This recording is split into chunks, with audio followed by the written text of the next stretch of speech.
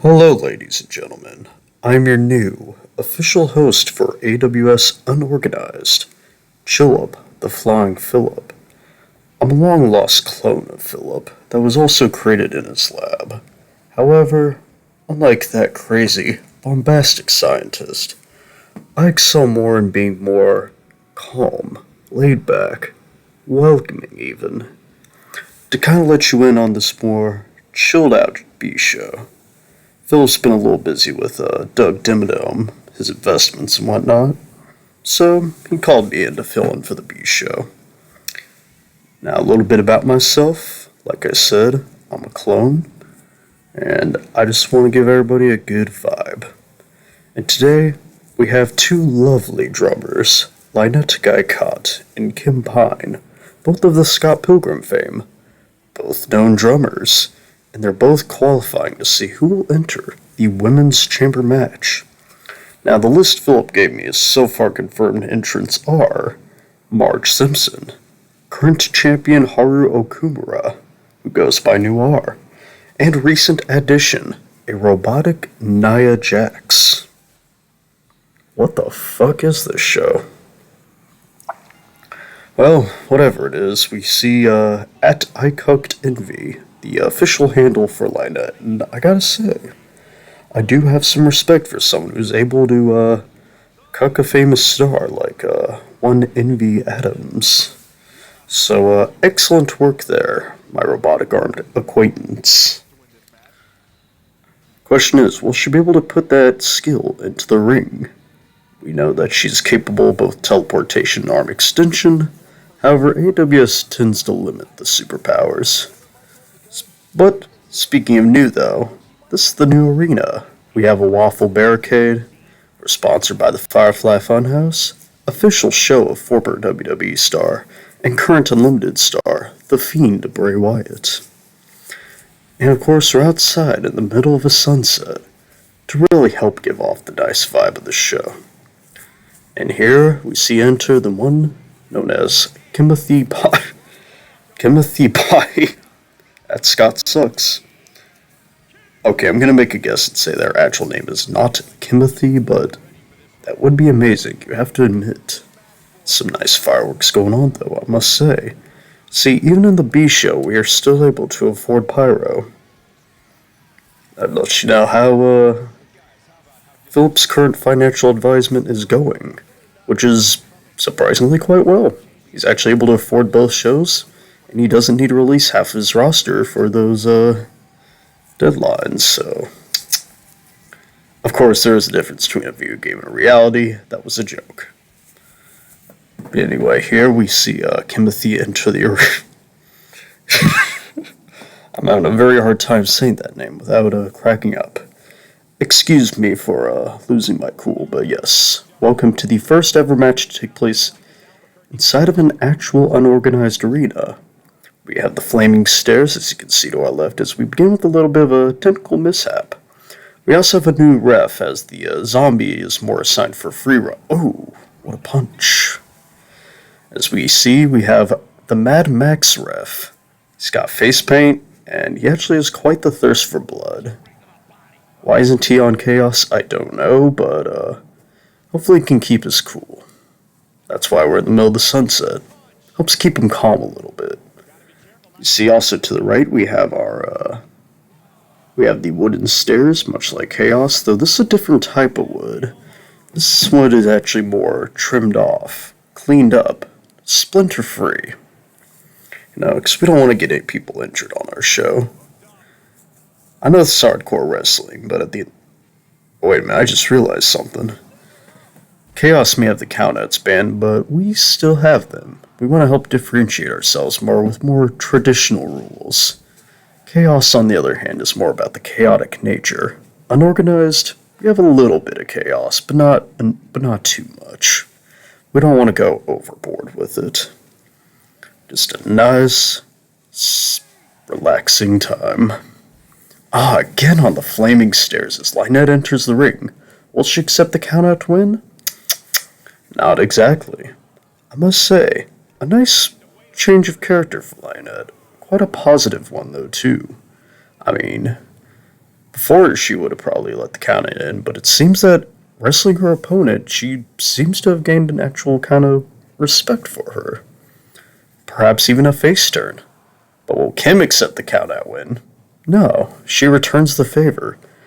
She appreciates Lynette's kindness and returns it to her, keeping this a respectful match. You have to give both of them credit for that. They value their craft. They have pride in their work. As should you, the audience. This isn't me scolding, by the way. Just me giving advice. It's always good to have pride in your work whenever you do it. If you accomplish something, no matter how minor, it's okay to celebrate it at least a little bit. Because at the end of the day, only you could have done it. Oh, and yeah, about to point out that countouts will result in a fine. I think they both just remembered that, so they enter the ring at the exact same time. Good timing by both of them. Quite in sync. Perhaps that's why this is such an even match. Because these are two evenly matched contenders. Both of whom really care about their craft. So we see some literal bionic elbows. Bit of a Dusty Rhodes humor there, as he was well known for the... Oh, Peter Griffin, do you mind explaining this joke for me? Ah, sure thing, Phillip. You see here, the bionic elbow was a famous finisher used by Dusty Rhodes. But since Lynette has an actual robotic arm, it's an actual bionic arm. Thank you, Peter, for joining me on this quick cameo. Ain't no problem, I'm gonna go back in the audience. You do that, Peter. Wonder why he sounds different here. How odd. But a vicious uppercut by Lynette. Quite the striking move, I dare say. But what else will they be able to dish out? Just another club, really taking advantage of that robotic arm. But I am curious, does this count as a weapon? Does a robot arm count as a weapon? Comment down below. Let us know. The top comment will get highlighted, so keep that in mind. Maybe even a heart. After all, we love our audience here at AWS. Every last one of you.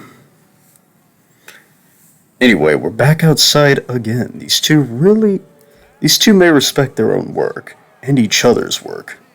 But man, do they love to fight outside. Lynette goes back in. Is she gonna go back out? Or is she gonna see if Kim will be able to make it? Oh, she points at the ref.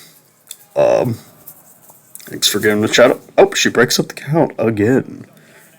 Really wanting that more fair win, even if it did get her into a suplex. But at the end of the day, oh, pinfall. But at the end of the day, it's better to lose and play fair than to win by cheating. I'm sure Phillip would much disagree with that, but for me, I have my own personality, my own goals, my life ambitions. Let that be a lesson, in fact. You don't really have to be your parents. As long as you're setting out to accomplish something, be you. Everybody's different after all. And that's something we value. A nice spiking Hurricane Rana. What a move by Kimothy. I will say that without laughing at my own joke at some point. I will try to say that with a straight face. Dang it. I don't swear unlike Phillip, you see. This is more of a PG-oriented show. Not G, because I don't want to be a co-bud, but PG. We even have some censor shadow there to, not show too much. Very wise choice by Kimothy. Very wise choice by Kimothy. By Kimothy. Oh my lord, she just jumped on her head. What a move by as Kimothy wins the match by jumping on her opponent's head. Much like how in the Scott Pilgrim video game, if you jump in the air and do a strong attack, Kim does indeed jump on her opponent's head. Though you do have to unlock that move via level up, so keep that in mind. Also, the Scott Pilgrim game is quite fun. I recommend it. Anyway, a big win for this competitor as Kimothy. As Kimothy. As Kimothy.